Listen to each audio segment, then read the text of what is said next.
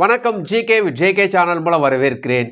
பெரிய கடன் எனக்கு இருக்கு. இந்த கடன்லேருந்து வெளியே வரதுக்கான வழி எனக்கு தெரியல. எல்லா இடத்துலயும் எனக்கு மூடப்பட்டது மாரி இருக்கு.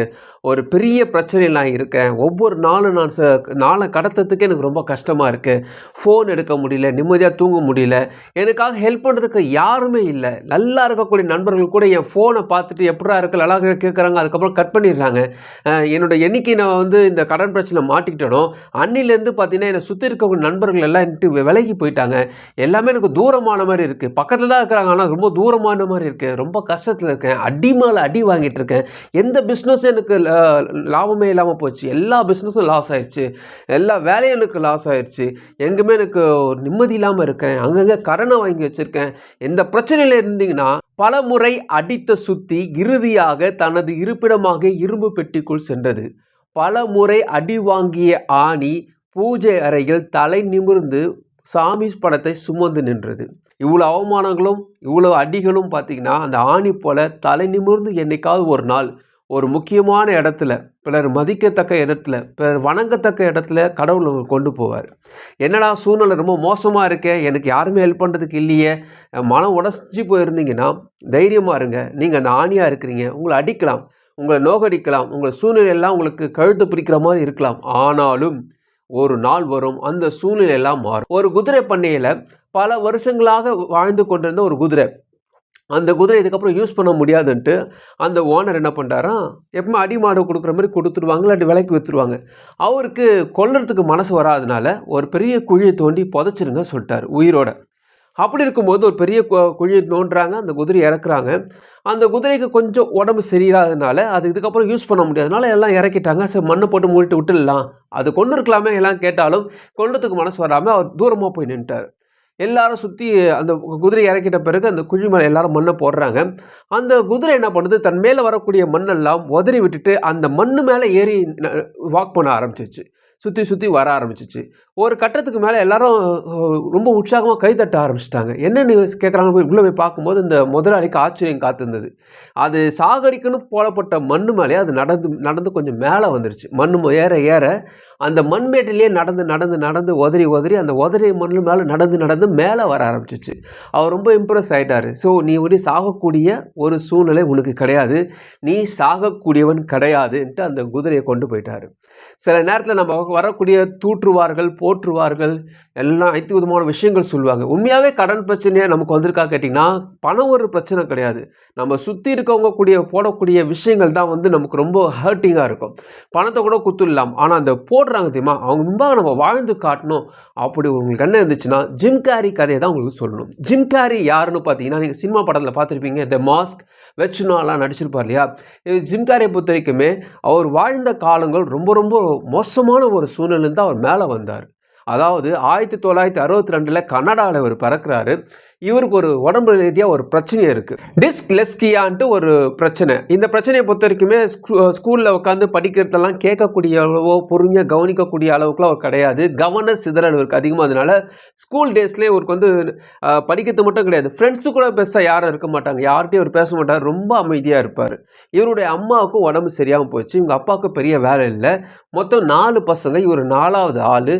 குடும்ப சூழ்நிலை ரொம்ப மோசமாயிட்டே இருக்கும்போது வீட்டில் தங்கக்கூடிய அளவு கூட அவர்கிட்ட பைசா இல்லாதனால பிளாட்ஃபார்மில் தங்கக்கூடிய அளவுக்கு வந்துட்டாங்க. அதாவது அந்த காலத்தில் பிளாட்ஃபார்ம் சொல்லும்போது இந்த இந்த ட்ரக்லாம் இருக்கும் இல்லையா, பழைய வேன் இருக்குமே, அந்த வேனில் அவங்க குடும்பம் தங்கிட்டு இருந்தாங்க. அப்புறம் அந்த காலி மைதானங்களில் தங்கியிருந்தாங்க. இதெல்லாம் அவர் சொன்ன கதைகள் தான். ஸோ இது போல் சூழ்நிலை இருக்கும் பொழுது டாய்லெட் க்ளீன் பண்ணுறது, செக்யூரிட்டி ஒர்க் பண்ணுறது, ஸ்கூலுக்கு போயிட்டு இந்த வேலைலாம் அவர் செஞ்சுட்டு இருந்தார்.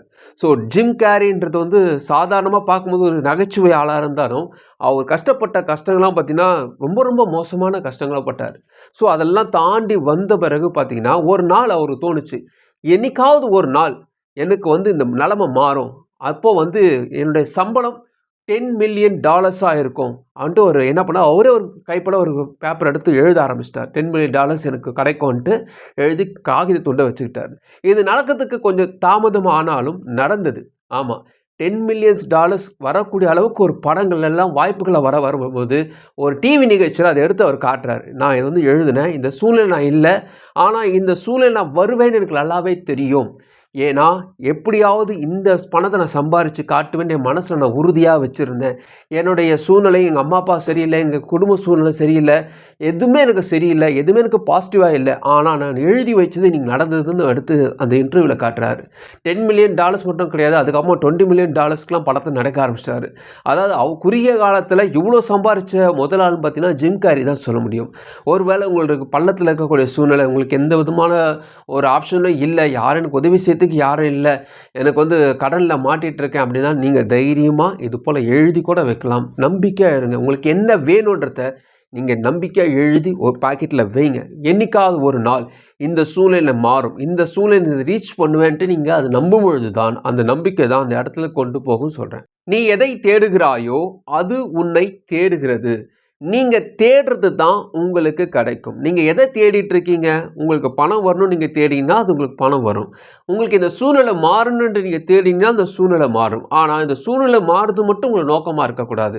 2 பேர் ஒரு பெரிய சமவெளியில ஒரு ஊருக்காக கிளம்பி கொண்டு போயிட்டு இருந்தாங்க. ஒருத்தர் முன்னாடி போயிட்டாரு. ஒரு 5 கிலோமீட்டர் முன்னாடி போயிட்டாரு. ஒருத்தர் பின்னாடி நடந்துட்டு வராரு. பின்னாடி நடந்துட்டு வரவர் ஒரு குழிக்குள்ள விழுந்துட்டாரு. கிட்டத்தட்ட ஒரு 10 அடி லெவல்ல அது குழி இருக்கு. அங்கேருந்து சத்தம் போட்டா யாருக்கும் கேட்காது. அவரு எவ்வளோ கத்தி பார்க்குறாரு. எந்த ஒரு சூழ்நிலையும் யாரும் சத்தம் கேட்கல. முன்னாடி போறவரும் ஒரு குழியில விழுந்துட்டாரு. 2 பேரும் ஒரே டைம்ல இந்த விஷயங்கள் நடக்குது. விழுந்துடுறாங்க. ஃபர்ஸ்ட்டு விழுந்தவர் என்ன பண்றாரு? கத்துறாரு, சத்தம் போடுறாரு. யாராவது ஹெல்ப் பண்றீங்களா? இருட்டா இருக்கு. என்ன பண்ணுறதுன்னு அவருக்கு தெரியல. நைட் ஆயிடுச்சு. என்ன பண்ணுறது தெரியாம கத்தி கத்தி கத்தி அவரால முடியல. ஏன்னா யாரும் சுத்தி முத்தி யாருமே இல்ல. ஆனா 2வது விழுந்தார் இல்லையா? முன்னாடி போனவரு. அவர் என்ன பண்ணாரு, ஒரு கட்டத்துக்கு அப்புறம் நிறுத்திட்டு, எதுக்கு இந்த குழியெல்லாம் நோண்டுனாங்க? எதுக்கு இந்த இடத்துல நம்ம இருக்கிறோன்ட்டு கொஞ்சம் யோசிச்சு பார்த்தாரு. காலையில விடியற வரைக்கும் வெயிட் பண்ணி பார்த்தாரு. விடியல வெயிட் பண்ணி பார்க்கும்பொழுது தான் அவருக்கு ஒரு உண்மை புரிஞ்சது. அந்த குழிகள் எதுக்கு நோண்டப்பட்டதுன்னா, தங்க சுரங்கத்துக்காக ட்ரை பண்ணுவாங்கல்ல, நோண்டி நோண்டி பார்ப்பாங்க கிடைக்காது. அடுத்தது இன்னொன்னு நோண்டி பார்ப்பாங்க இல்லையா? அதுபோல நோண்டப்பட்ட குழிகள் தான். அது கிடைக்காதனால அந்த இடத்த விட்டு போயிட்டாங்க எல்லாரும். ஸோ இந்த 2 குழியில இருந்தவங்களும் ஒரே டைம்ல அத பார்க்குறாங்க. இவரோட எண்ணம், அதாவது 2வதா விழுந்தவருக்கு எண்ணம், ஒரு வேளை இது தங்க சுரங்கமா இருந்தா அது கிடைக்கலாம். ஒரு அடி தானே நம்மளே நோண்டி பார்க்கலாம். இல்லன்னா மறுபடியும் யாராவது கத்தி ஹெல்ப் பண்ணிட்டு போயிடலான்ட்டு அவர் அங்க நோண்ட ஆரம்பிச்சாரு. ஆனா இவரு என்ன பண்ணாரு, ஐயோ! என் லைஃபே போச்சு. இதுக்கப்புறமா எனக்கு எதுவுமே கிடைக்காதுன்ட்டு கத்த ஆரம்பிச்சாரு. கத்தி கத்தி கத்தி கத்தி ஒருத்தர் வந்துட்டாரு. வந்து காப்பாத்துறதுக்குள்ள ஆள் வந்துட்டாங்க. காப்பாத்துக்கு ஆள் வந்து கூட்டின்னு போயிட்டாங்க. ஆனா அந்த சைடு எதுவும் சத்தமே வரல. அங்கேயும் ஒரு குழி இருக்கு. அங்க யாராவது விழுந்தாங்களா? போய் போலான்னு பார்த்தீங்கன்னா, அங்க இந்த மனுஷன் அழகா நோண்டி பார்க்கும்போது தங்கம் கிடைச்சிருச்சு அவர் கையில. தங்கம் கிடைச்ச உடனே கையில எல்லாத்தையும் எடுத்துக்கிட்டாரு. எடுத்து முடிச்ச பிறகு அங்கேருந்து கூப்பிடுறாங்க. மேல போறவான்னு கேட்குறாங்க. தாராளமா என்ன கூட்டு போங்கன்னாரு. ஏன்பா நீ கத்த மாட்ற? சத்தம் போட மாட்ற? எதுவுமே போடாம அமைதியா இருக்கிற? இல்ல, இல்ல முக்கியமான பொருள் ஒண்ணு விழுந்துச்சு. அதை எடுத்துட்டு இருந்தேன். என்ன காப்பாத்துங்க சொல்லி மேல வந்தாரு. எதுக்கு இது சொல்றேன்னா, இப்போ ஒரு குழி போல உங்களுக்கு சூழ்நிலை நீங்க இருக்கிறீங்க. இந்த சூழ்நிலையில நீங்க எதை உங்களிலிருந்து வெளிப்படுத்துறீங்க? டென்ஷன் ஆகுறீங்களா? கோவப்படுறீங்களா? பதட்டம் ஆகுதா? இதுலேருந்து வெளியே வரணுத்துக்கு என்ன வழி பண்ணணும்னு தெரியலையேன்ற ஒரு பயத்தோடு இருக்கிறீங்களா? அதே நேரத்தில் இந்த சூழ்நிலையில் எனக்கு ஏன் இந்த கடவுளை அனுபவிச்சிருக்கார்? இந்த சூழ்நிலைக்கு எனக்கு வேறு ஏதாவது வழி இருக்கா? இதுலேருந்து வேறு ஏதாவது ஹோப் இருக்கான்ட்டு நம்ம தேட ஆரம்பிக்கிறது முக்கியம். கடன் பிரச்சனையில் எனக்கு இருக்கும் பொழுது கடன் எனக்கு வந்துட்டே ஏன்னு யோசிக்கக்கூடிய நிறைய சூழ்நிலை வரும்பொழுது தான், ஒரு கத்தி வந்து நிற்கும் பொழுது தான் இதெல்லாம் நம்மகிட்ட இருக்கிற திறமையெல்லாம் வெளியே வரும். இது போதுன்ற ஒரு சேஃபான ஒரு சூழ்நிலைக்குமே தெரியாது. அதனால பிரச்சனை வந்துச்சுன்னு கத்துத்த காட்டிலும் அந்த பிரச்சனைக்கு வேற ஏதாவது சொல்யூஷன் இருக்கா தேடும்பொழுது தான் உண்மையாகவே நம்மகிட்ட இருக்கக்கூடிய திறமைகள்லாம் வெளியே வரும்.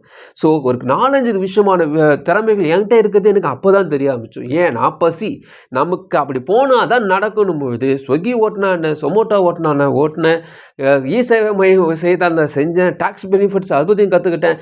எல்லாமே இந்த குறுகிய காலத்துக்கு கற்றுக்கிறதுக்கான விஷயம் எனக்கு விழுந்த இந்த அடி தான். சில நேரத்தில் உங்களுக்கு அடி விழுந்திருக்கலாம். அந்த அடி நீங்கள் சாகடிக்கிறதுக் கொள்வதற்காகவும் அல்லது உங்கள் பள்ளத்துக்கு தள்ளத்துக்காகவும் இதுக்கப்புறம் நீங்கள் மேலே வரவே முடியாததுக்காக சூழ்நிலை கிடையாது. இந்த அடி உங்களுக்கு வேறு விஷயங்கள் கற்றுத்தறதுக்காக கடவுளை அனுபவிச்சுக்கலாம். அதனால சோர்ந்து போகாதீங்க. இந்த பள்ளம் உங்கள் பக்கத்தில் இருக்கக்கூடிய தங்க சுரங்கம் ஆகிறதுக்கும் இந்த பள்ளம் நீங்கள் மேலே வரத்துக்கும் நீங்கள் தான் அதுக்கு முடிவு எடுக்கணும். யோசிச்சு பாருங்கள். இந்த பள்ளத்துலேருந்து கண்டிப்பாக நீங்கள் மேலே வருவீங்க. உங்களுடைய புதையலோட மேலே வந்து நிறைய பேருக்கு நிறைய ஹெல்ப் பண்ணுவீங்க. நீங்கள் நல்லாவே இருப்பீங்க. கடவுள் உங்களுக்காக வேலை செய்கிறார். தைரியமாக இருங்க. இந்த வீடியோ உங்களுக்கு பிரோஜனமாக நினைக்கிறேன். உங்கள் ஃப்ரெண்ட்ஸுக்கு ஷேர் பண்ணுங்க. உங்களுக்கு பிரோஜனமாக மற்றொரு மறுபடியும் பார்க்கலாம். வணக்கம்.